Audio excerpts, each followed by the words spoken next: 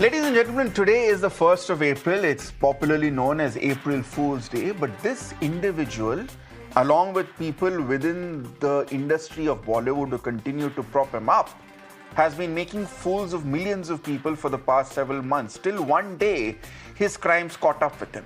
This man claimed that he could end your financial crisis in 7 days, make your businesses flourish, and he even said that he could cure every incurable disease you can have, from cancer to infertility.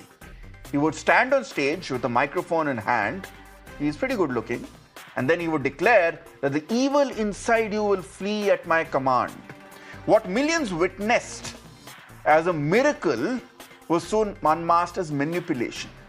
Bhajinder Singh branded himself a prophet, a man chosen by God. He wasn't just preaching, he was performing. He drew Bollywood celebrities into his orbit, flooded social media with sermons, which is why you saw that entire Yeshu Yeshu madness going viral on social media. He had people giving testimonies for him and turned his tunes and became the viral hit of a growing ministry. And you had these celebrities, Arbaz Khan, Mahima Chaudhary, Jaya Prada, Rajpal Yadav, all coming out and supporting him on stage. But this man was born in 1982 into a Hindu Jat family. His early life was far from divine. He served jail in the 2000s for a murder case, and during that time he very conveniently converted to Christianity and came up with a very cock and bull story about how he prayed to all gods, but it was only Christ who gave him salvation and made him okay. After his release, he began holding prayer meetings, offering healing touch sessions and promises of miracles. In 2016, he founded his Church of Glory and Wisdom, marking the beginning of his public rise. Behind the sermons and the songs was a man hiding some very sinister intent. In 2018, he met a woman who dreamed of going abroad. He lured her with false promises, took her to his flat in Mohali, and then sexually assaulted her. He didn't stop there. He filmed the assault and used the video to blackmail her, continuing to exploit her under threat of exposure. In March of this year, the court finally found him guilty, and today, poetically on April Fool's Day, he has been sentenced for his entire life in prison. From prophet, he has become a prisoner. A fall that has been foretold not by faith, but by fact. But there are a lot of more disturbing questions. It should not have taken a rape case. It should not have taken the dignity of a woman to have unmasked this man, because every single person who ever saw this man perform and saw the nonsense which he made go viral realized that he was a charlatan. But yet, whether it be with Ram Rahim, whether it be with him, it's only when one of these cases reach a legal end do we really know for the fact what fraudsters they are. So let's put those questions across to my guests. So joining me, Dr. Kapil Kakar is a rationalist. Mr. L.N. Rao is a former DCP of Delhi. And we have Kennedy Karimbinkalaini. I am very, very sorry if I mispronounced your name, sir, who is the Vice Chairman of the Christian Council. Let me start with you, Mr. Kennedy. Isn't this man, I do not mean to disrespect the Christian faith or practitioners of Christianity in any sense of imagination. But isn't this man very visibly a fraud who for many years was allowed to make a mockery of the faith and the people who had chosen to follow that faith? Yeah. See, Asana, we know plenty of godmen similar to this guy. Did you remember one guy from Telangana? He is sitting somewhere still outside India, and he has declared his own kingdom, and he has launched his own constitution for his kingdom. Even he has released his own currency. Yeah. He's sitting alive. He's still, he's an Indian, and we know that about Acharya Rajneesh. Now, these people with the exorcism or some kind of with their experiences, or we should agree that with their charisma, they are alluring people, they are attracting people, and this so-called the devotee, adherent, disciple, followers. All these people are, believing them blindly until they caught for such kind of illegal activities. Until that time, the people and the followers are believing them blindly. That's why they could do anything. They can go up to to any limit. Whatever they need, whatever they say, it will happen. It will be done. It's like that. So the people, we cannot blame the people, the followers, but these guys, whoever got, as I said, that there's a special kind of charisma. They're moving somewhere at the front, and they are changing their route, and it's going towards the law, towards the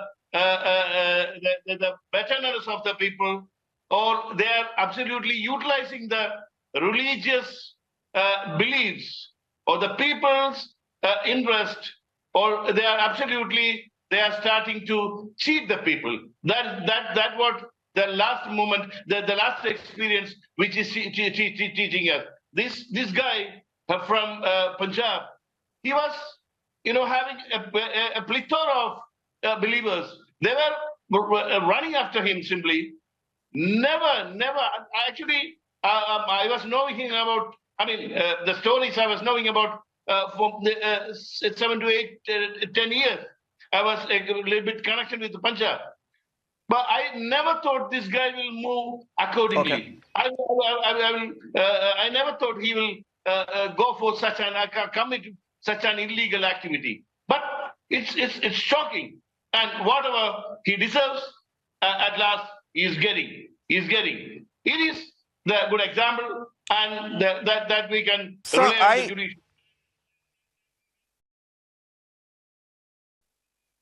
Sir, I do have some questions very specifically to this man's faith, or at least the faith he tries to follow and tries to preach. But you are right, and let me bring in Dr. Kapil Kakar.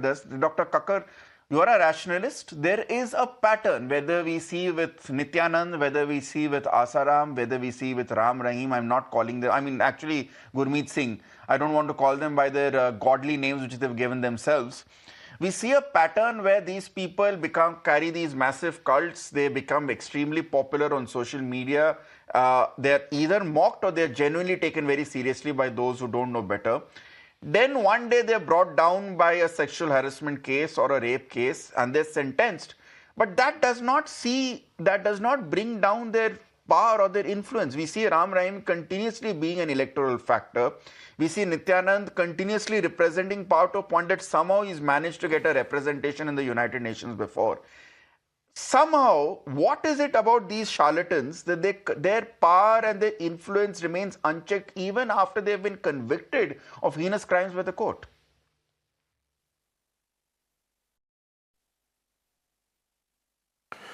So here you have beautifully used two words. One is charlatan, and the other, more importantly, that you used, it's a cult.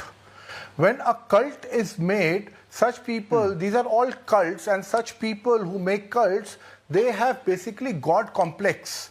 Now, what is a God complex? It is a narcissistic personality disorder where they have this sense of grandiosity, they have this sense of excessive need for admiration, and these are the people who lack empathy. So these people, they have such a self-righteous attitude and belief system, and they have convinced themselves so much that they think, whatever they feel is the true reality, and what others are thinking is untrue. And this is where the entire cult process starts. Now, the people who follow them, they follow them because when they feel a sense of helplessness, they might have health issues, or especially in developing countries like India, where the quality of life across generation remains the same, and when they are promised that there are certain magical powers and interventions which would help the masses, is when these people come into limelight and people start blindly following them. Now, one thing that you showed in your report that I was listening to, one thing I think you missed, that this guy also claims that people, that he can bring dead to life.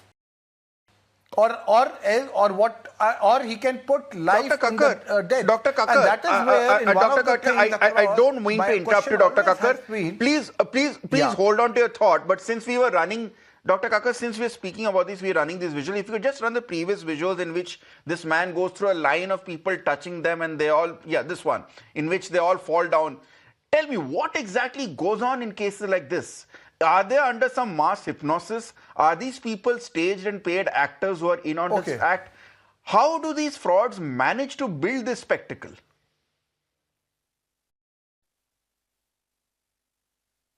Right. So it's a mixture of everything. Like you use the word mass hypnosis. See, please understand, when there is a narcissistic personality disorder, which I was talking about, over a period of time, the person becomes psychotic. And when they start having these followers with a lot of promises that they make to them, these followers, so that is where we call this is shared psychosis.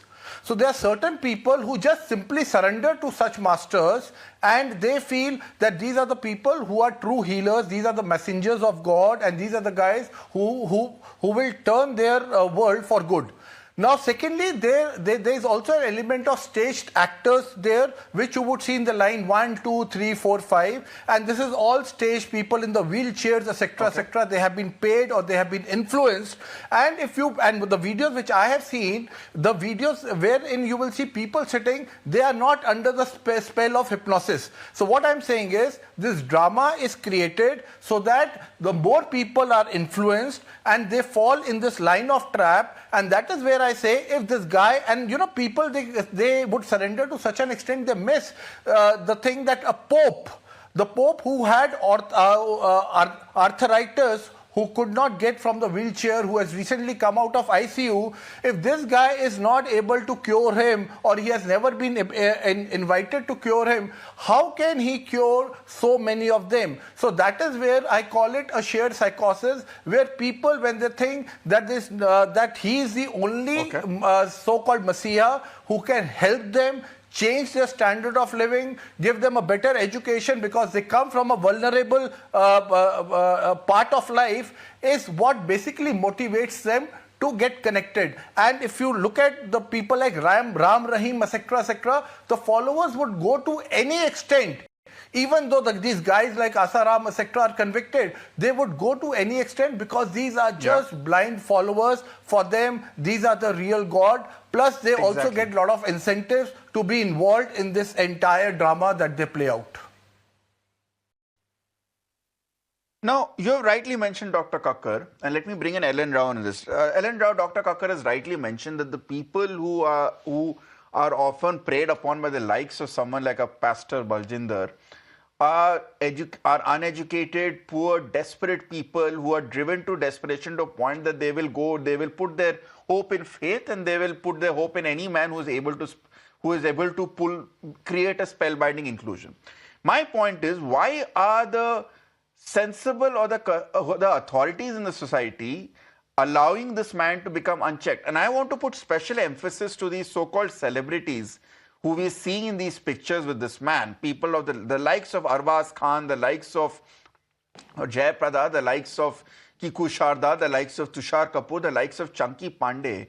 Should responsibility not lie with them as well in terms of promoting a man who they have not done their basic check on? Sure, if a Chunky Pandey or a Tushar Kapoor is on stage and they can see this man pulling off what is very clearly to an educated man a big act, why are they associating themselves with him?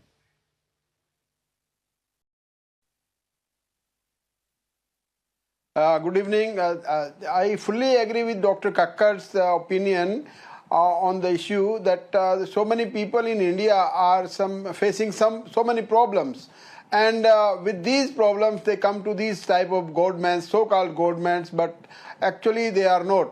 As so far as the question of these celebrities which are being seen before him, with him, that is also a very serious issue. And then these celebrities should first check out the background of such person, and people who are worshipping him like that he's a god or like that a prophet, then they should also find the check out about his background, what type of background he is. It is stated that he was enrolled in some murder case earlier also, but without checking them, they are following them. And main reason of these followers is that some people get some relief out of it, and then those people who get some relief, they preach for him that, look, I had gone to that such godman and I got such and such relief.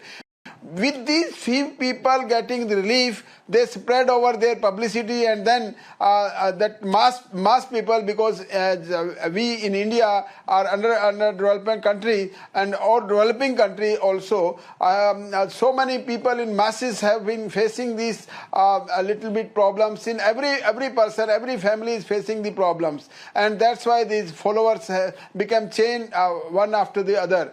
And more particularly, I'm not talking about the middle class or innocent people.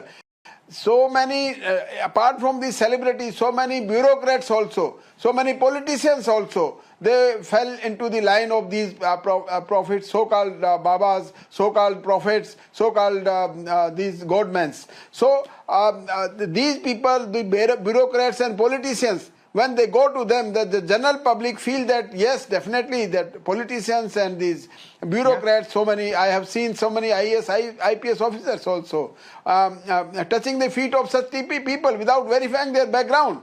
And when these type of people, bureaucrats and politicians and celebrities come to these people to launch their issues, then definitely the common people will definitely think that yes, there may be something that's why, because of these big people are coming to these people, and that is the main reason. And this is only a psychological effect of the poor people who are facing so many problems in their life. So now I am thankful to the investigating officers of this case, and this trial court also. This trial of this case was so meticulous itself, because Mr. Rao, the unfortunate part I need to highlight this, Mr. Rao. Mr. Rao, the unfortunate part which I need to highlight is that Bajinder Singh today is in jail, not because of the fact that he has frauded or he has evidently fooled so many people and he has carried out his mass charade for so many years. He is in jail today for a very serious sexual crime. Why? There are many people many such godmen and charlatans across different faiths, against whom cases are going on. But till these cases come to light, their acts of fooling the people through these acts of blind faith go unchecked and unnoticed. Isn't this a warning sign? Why do we need an Asaram or a Nityanand or a Ram Rahim or a Baljinder to be convicted of a rape case to then start discussing as to why are these fraud godmen or fraud babas allowed to go on unchecked? Should there not be more proactive supervision and more proactive crackdown on these frauds of faith as well?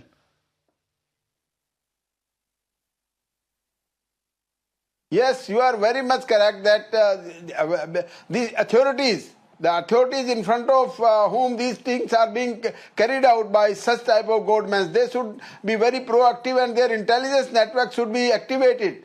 Because the so-called these Babas like Ram Rahim or Asaram or whatever the names are there, they have been convicted in heinous cases, rape, murder, and so many other heinous cases they have been convicted. And why before conviction that authority could not detect these activities in which they were involved? This is very serious issue, and this is serious concern about our intelligence agencies also. And that police who are seeing all these things. Moreover, I must tell you, you might have seen in the past, even the local police officers are also fell in the feet of these type of governments. That is the reason, because they also think that they are the superpower and they can heal anybody's grievances, or they can heal anyone's diseases like that, and that's the reason. But obviously, you are very much correct that the intelligence agencies should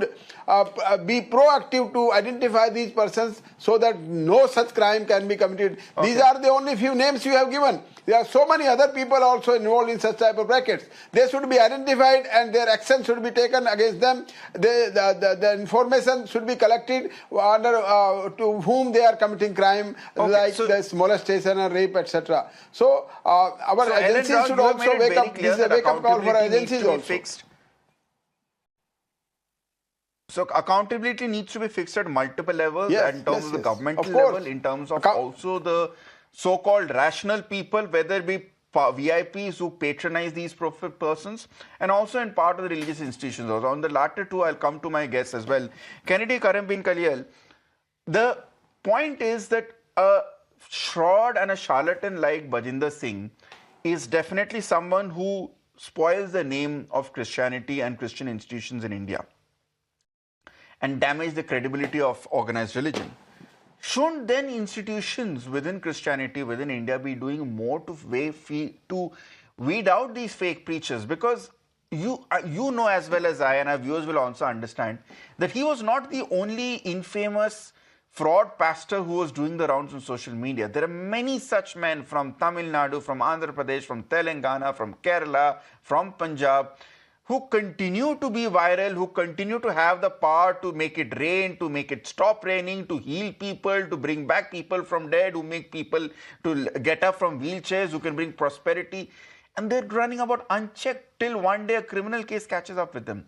Shouldn't the church do more to weed out these people who bring a bad name to the faith?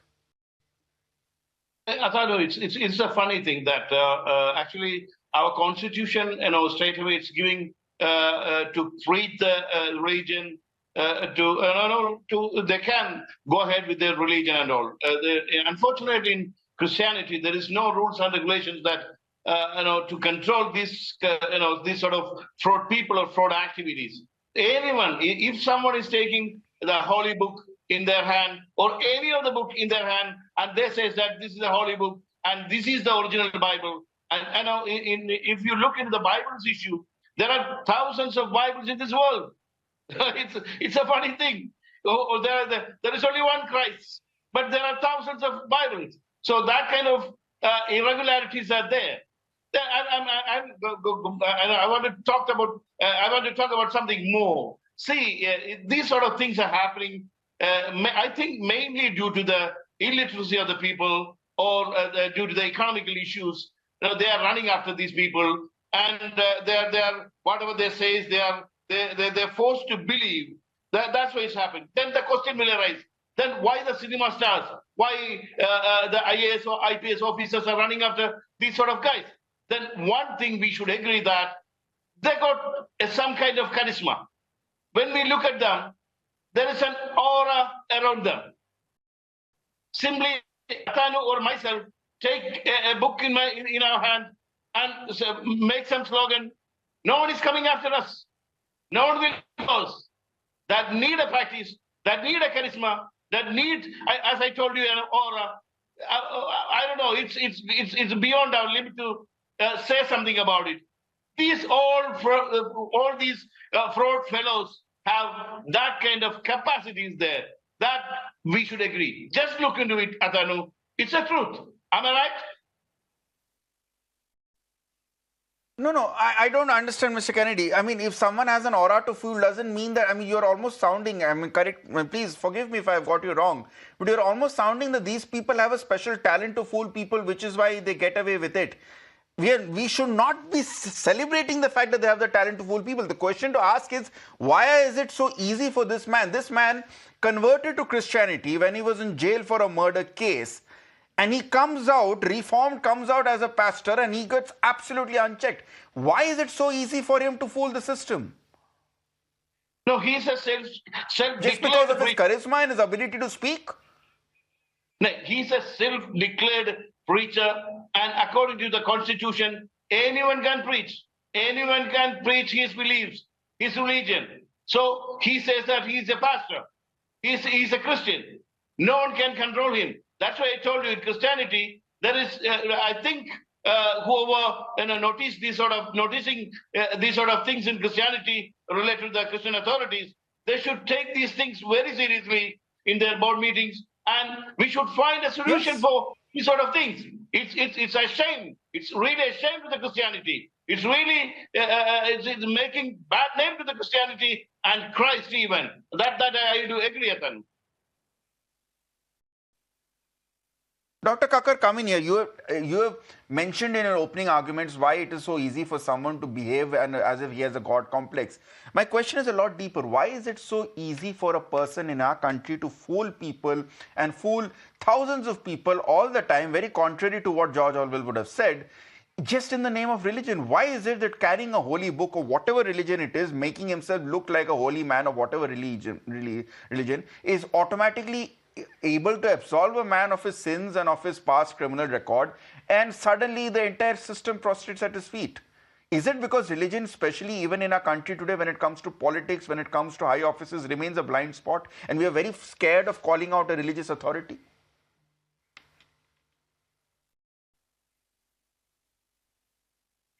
Yes, indeed, it is like that, because if you look at it, do you see this in Europe? Do you see this in States? Seldom you would see something like this. But it is happening in our country all the time. People are getting trapped in it. And like I said in my opening statement, that somebody who says can bring life to a dead, and still people are ready to believe, you can see the kind of influence these people have. And the question is, why do they have this kind of influence? It is basically, we don't have an anti-superstition and black magic act in this country. That is the reason these people, like pastors and tantra, mantras and etc. people, they are free to do anything and they can get away with it. The more important question here is, even if amongst their followers, you would have people who want to expose them. They cannot expose them simply because there is a very strong alliance and connivance between them and the administration and the politicians. In fact, very recently, I met a young girl around 2021 who was apparently raped by this man when she was around 17. And her FIR was not being lodged by Punjab police.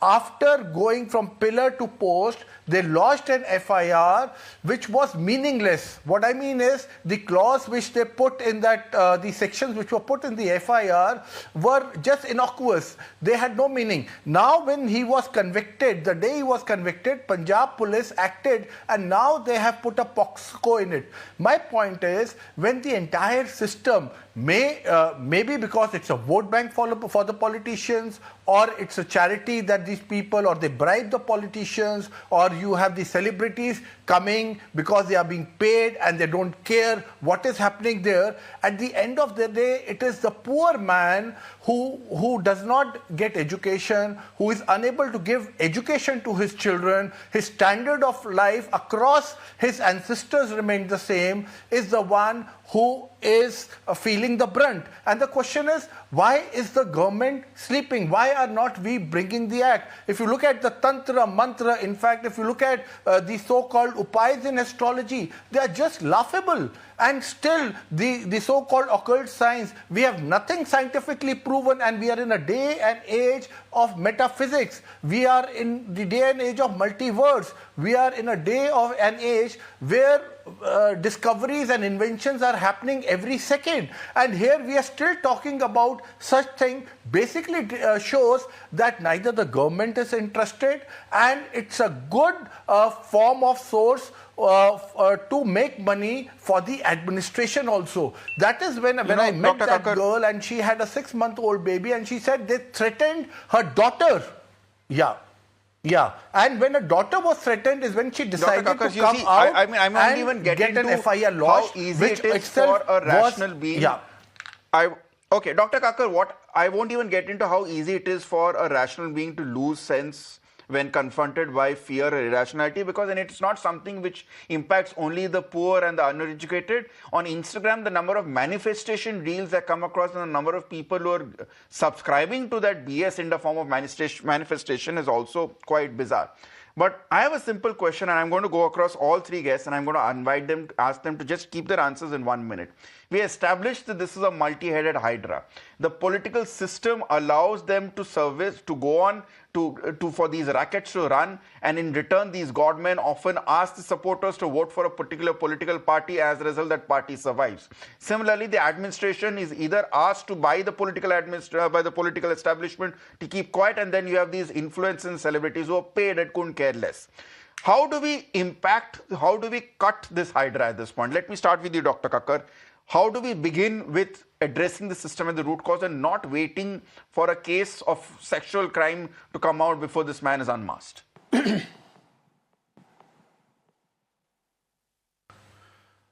See, we need anti-superstition and black magic, anti-black magic law in this country immediately. I think few states have it, like if I'm not wrong, Maharashtra has it. And we need this because we need a scientific mindset. The Constitution, Section 51AH of the Constitution also talks about scientific bent of mind.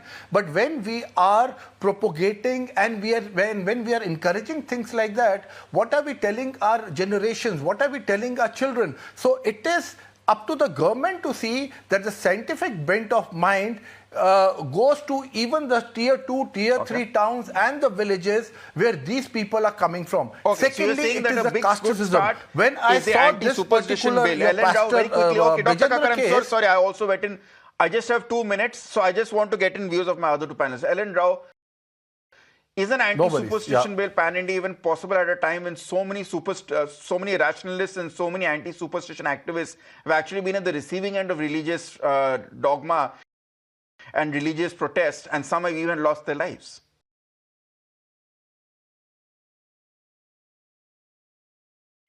Yes, definitely.